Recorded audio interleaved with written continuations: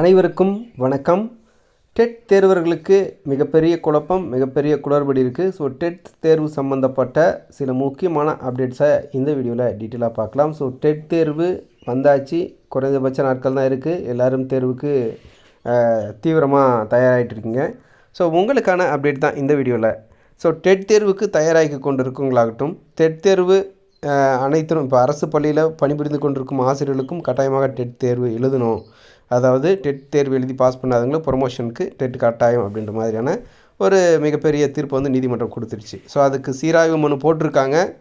So அந்த மனு விசாரிக்கப்பட்டு அதுக்கு என்ன முடிவு எடுக்கப்படும் அப்படின்றதும் பின்னாடி பார்க்கலாம். ஏன்னா இந்த சீராய்வு மனு போடுறதாகட்டும், இதுக்கு முன்னாடி வழக்கு நடந்ததாகட்டும், இதெல்லாம் வந்து திடீர்னு நடந்த விஷயம் கிடையாது. கிட்டத்தட்ட 2-3 வருஷமாக நடந்துகிட்ருக்கு. அந்த எல்லா டிஸ்கஷனுக்கும் பிறகு நீதிமன்றம் கொடுத்துருக்கக்கூடிய உத்தரவு தான் கட்டாயமாக எழுதணும் டெட் தேர்வு அப்படின்ற விஷயத்த கொடுத்துருக்காங்க. அதுக்கான லிமிட்ஸும் செட் பண்ணியிருக்காங்க. இப்போ சீராய்வு மனு போட்டிருக்காங்க. அதே மாதிரி தமிழகம் மட்டும் இல்லாமல் இன்னும் சில மாநிலங்களும் சேர்ந்து போட்டிருக்காங்க. ஸோ அதனால் டெட் தேர்வு அப்படின்றது எந்த அளவுக்கு ஒரு முக்கியமான கண்டிப்பாக பாஸ் பண்ணியிருக்கக்கூடிய, எல்லோரும் பாஸ் பண்ணி வச்சுருக்கக்கூடிய ஒரு விஷயம். ஸோ அதனால் நீங்கள் ஆசிரியர் வேலைக்கு போகணும் அப்படின்னும் போது நீங்கள் ஒரு 2 வீலர் ஒரு டிரைவிங் கற்றுக்குறீங்க அப்படின்ற பட்சத்தில் எப்படி ஒரு 2 வீலர் லைசன்ஸ் வச்சுருக்கணுமோ, இல்லை 4 வீலர் ஓட்டணும் அப்படின்னா 4 வீலர் லைசன்ஸ் வச்சுருக்கணும். அந்த மாதிரி ஆசிரியர் ஆகணும் அப்படின்னாக்க நீங்கள் டீச்சர் ட்ரைனிங்கோ பிஎட்டோ படிச்சிருக்கிறது எந்த அளவுக்கு முக்கியமோ, அதே போல் தான் டெட் எக்ஸாம் அப்படின்றது பாஸ் பண்ணி வச்சுருக்கிறதும் அந்தளவுக்கு முக்கியமான விஷயம். ஸோ அதனால் டெட் தேர்வர்கள் எக்காரணத்தை கொண்டும் இந்த டெட்டில் வந்து மெத்தனம் காட்டாதீங்க. நீங்கள் வந்து டெட்டில் வந்து கட் ஆஃப் மார்க் எடுக்க போகிறதில்ல, ஹை ஸ்கோர் எடுக்க போகிறதில்ல. நீங்கள் பாஸ் மார்க் உங்களுக்கு தேவை 82 மார்க் எடுத்தால் போதும். உங்களுடைய ஃபோக்கஸ் எல்லாமே 82 மார்க்கு, 90 மார்க்கு, இதை தான் ஃபோக்கஸ் பண்ண போகிறீங்க. ஸோ 5 சப்ஜெக்ட் இருக்க போகுது. 5 சப்ஜெக்டில் பேசிக்காக எல்லாருக்கும் காமனாக இருக்கக்கூடிய தமிழ், இங்கிலீஷ் அண்ட் சைக்காலஜி, இது காமனான சப்ஜெக்ட். சைக்காலஜி வந்து ரொம்ப ரொம்ப டஃப்பாக இருக்கும். ஸோ சைக்காலஜியை பொறுத்தவரை 2 விதமான வினாக்கள் அமைஞ்சும். ஸோ வினாக்கள் எப்படி இருக்கும் அப்படின்னாக்கா, ஒன்று இந்த மரபு ரீதியான கேள்விகள் அப்படின்னு சொல்லுவாங்க. அதாவது எப்படின்னாக்கா தியரிஸ், அதாவது இந்த கோட்பாடு அப்படின்னா இந்த கோட்பாடு அப்படியே தான் இருக்கும். எத்தனை ஆர்த்தர் எத்தனை புக்கில் பார்த்தாலும் அந்த கோட்பாடு அப்படியே தான் இருக்கும். ஸோ அந்த விதிகள் இருக்குது பார்த்திங்களா, ஒவ்வொன்றும் அந்த விதிகள், அந்த கோட்பாடுகள், இதெல்லாம் ஒரு அறிஞர் ஒரு அறிஞர் சொல்லியிருக்காரு அப்படின்னா அது எல்லாம் அப்படியே தான் வரும். எத்தனை வருஷம் ஆனாலும் அது மாறவே மாறாது, அது அப்படியே தான் வரும். ரைட்டா? அந்த மாதிரி கொஸ்டின்ஸில் ஃபோக்கஸ் பண்ணுங்கள். அதில் வந்து எந்த சேஞ்சஸும் ஆகாது. ரெண்டாவது விஷயம், சைக்காலஜியில் எப்படி கேட்பாங்க அப்படின்னா அதாவது அப்ளை பண்ணுற மாதிரி நடைமுறையில் அந்த விஷயத்த ஒரு மாணவனுக்கு இந்த மாதிரி ஒரு பிரச்சனை இருக்குது, இது எந்த விதியை சார்ந்தது, இதுக்கு என்ன தீர்வு.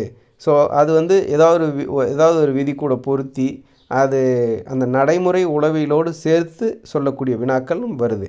ஸோ அப்படி பார்க்கும்போது 2த்துக்கும் ஈக்குவல் கொடுக்குறாங்க. அப்படி கொடுக்கும்போது நீங்கள் அதில் ஸ்கோர் பண்ண முடியுமான்னு தெரியாது. ஆனால் இந்த மரபு ரீதியான வழக்கமாக கேட்கக்கூடிய அந்த மாதிரி கொஸ்டின்ஸ்க்கு மட்டும் கண்டிப்பாக மார்க்கு எடுக்க முடியும். அதனால் அது ஒரு ஆப்ஷனில் வச்சுட்டு பேசிக்காக இந்த மாதிரி பயணம் பண்ணுங்கள் சைக்காலஜிக்கு. அதே மாதிரி தமிழ், ஆங்கிலம் ரொம்ப ரொம்ப முக்கியம். ஸோ தமிழில் மார்க் ஸ்கோர் பண்ணிடுவீங்க. ஸோ அதே மாதிரி இங்கிலீஷில் மார்க் ஸ்கோர் பண்ணணும். இங்கிலீஷ் ரொம்ப முக்கியம். இங்கிலீஷில் பெரும்பாலும் வந்து கிராமருக்கு ரொம்ப இம்பார்ட்டன்ஸ் கொடுக்குறாங்க. கூடவே பார்த்திங்க அப்படின்னாக்க புத்தகத்தில் இருக்கக்கூடிய மதிப்பெண்களும் ரொம்ப ரொம்ப முக்கியமான விஷயங்களாக பார்க்கப்படுகிறது.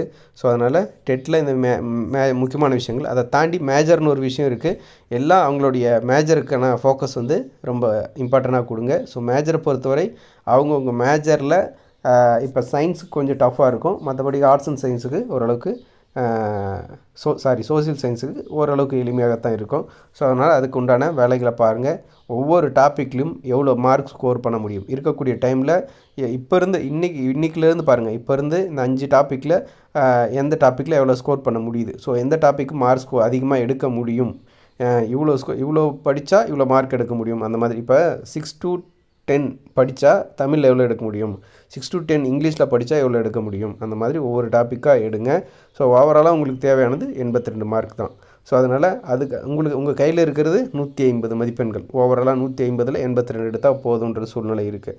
ஸோ அதனால் அதுக்குண்டான எந்தெந்த டாபிக் எந்தெந்த சப்ஜெக்டில் ஃபோக்கஸ் பண்ணலாம் அப்படின்றத பொறுத்து பிளான் பண்ணி பண்ணுங்கள். டெட் கட்டாயம், இதுக்கப்புறமும் டெட் நடக்கும். இன்னொரு முக்கியமான விஷயம், 2025 இந்த டிசம்பர் முடியும் போது பார்த்தீங்க அப்படின்னாக்கா ஆனுவல் பிளானை ரிலீஸ் பண்ணுவாங்க. அதில் கட்டாயமாக எல்லாரும் எதிர்பார்க்கக்கூடிய இந்த பிடி போஸ்டிங்ஸும் அண்டு பிஆர்டிஇ போஸ்டிங்ஸும் கண்டிப்பாக இருக்கும். அதே மாதிரி எஸ்ஜிடியும் இருக்கும். ஸோ கட்டாயமாக அடுத்த 2026 இந்த எக்ஸாம்ஸ் எல்லாம் வரும்.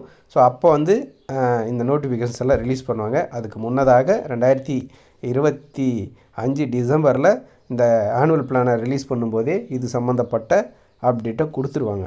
ரைட்டா? ஸோ அதனால் இந்த டெட் பாஸ் பண்ணிங்க அப்படின்னா அடுத்த வருஷம் நியமன தேர்வு இருக்குது, உங்களுக்கான வேலையும் தயாராக இருக்குது அப்படின்றத நினச்சி மனசில் வச்சுட்டு படிக்க ஆரம்பிங்க. நன்றி.